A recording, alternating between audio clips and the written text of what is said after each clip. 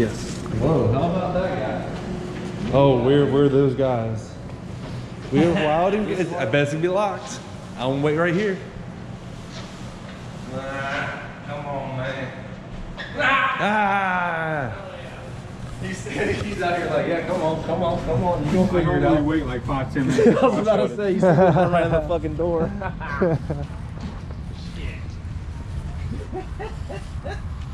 Oh, look at the fucking door. You fucking guy's shaking his head. He's like, yep, you figured it out. Good job.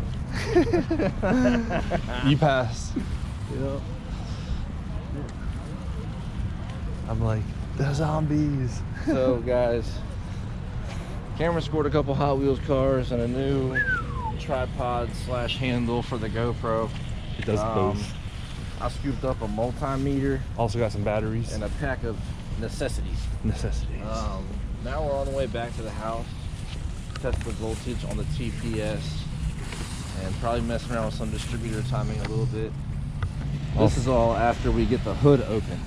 This is I don't know if you also guys remember from the last video, but we're having some issues with the hood latch, and trick is going to be getting it open and getting it closed again. So look at this thing sitting next to the hatch. You trying? Hope you got enough horsepower to fall in the roof.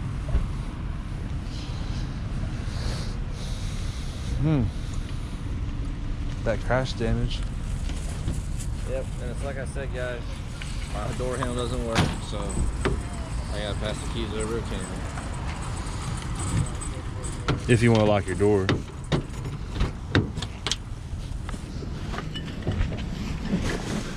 That really needs to get fixed.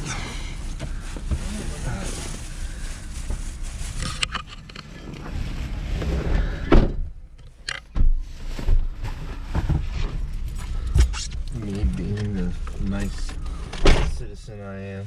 Yeah, he was waiting for you to get in. You're like, no, go ahead. I'm too big to get into a little ass car with somebody in my way. Alright, Hachiku. Let's see what kind of funky stuff you do on the ride home. So guys, to talk a little bit more about how distributor timing and TPS and the rate of the timing and how it is brought into your power band and how your setup is and what all your power achievement levels are. There's a lot of different ways of doing things. What a lot of people will do is say you have a B20 VTEC turbo car or whatever have you.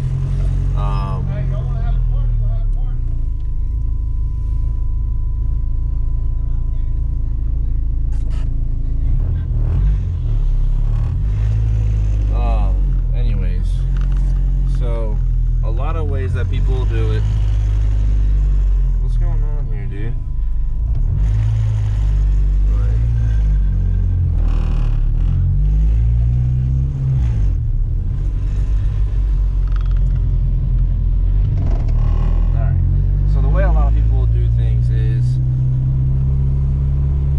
Aftermarket ECU software and use distributor timing and ignition and advancing it, retarding it, however that it works best for the setup.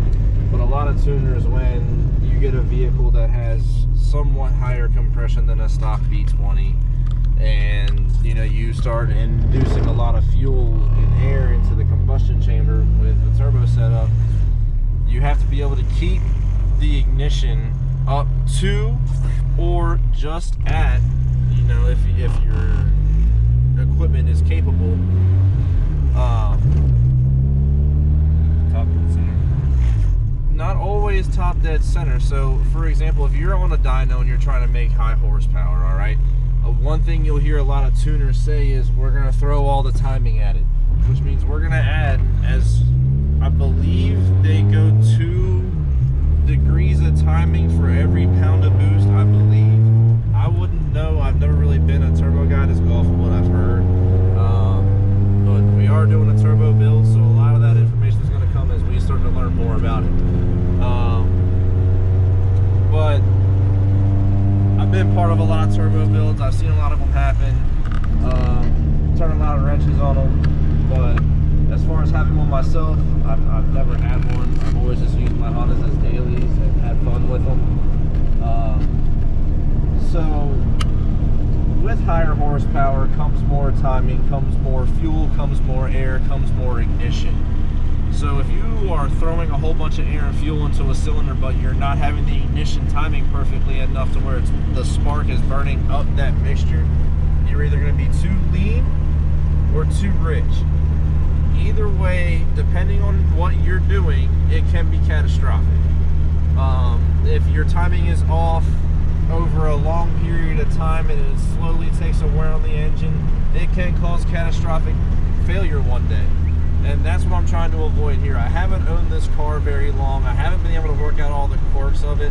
I know it's an OBD2B converted OBD1 harness. I don't believe it was done quite the right way. When you swap harnesses and stuff on vehicles, you're better off just swapping it all. If you're going to run an OBD1 ECU, run an OBD1 harness. It makes everything much easier. There's no, is this distributor going to work, or do I have to get a certain distributor? You know what distributor you need. And plus, OBD1 Hondas are really the only ones that have tuning capabilities because the chips in them are remappable. OBD2, you can't adjust, and OBDO, you can't either. So it's very common in the Honda world to see guys with a 99 or a 96 to 2000 Honda Civic with a jumper harness at the floor. The jumper harness converts either an OBD2A or an OBD2B ECU to OBD1 wiring, and however ordered. Or if you have an OBD1 ECU, OBD2B harness, and you need to make an OBD1 ECU work. So given that, I don't know if there's any wiring issues that I'm dealing with. I'm kind of just diving into this at the end of the day after a long day at work and just trying to, you know, get something out there and, you know, have some fun with it. We'll see what happens. If it pisses me off, you guys will know. I'll start cussing. It's okay.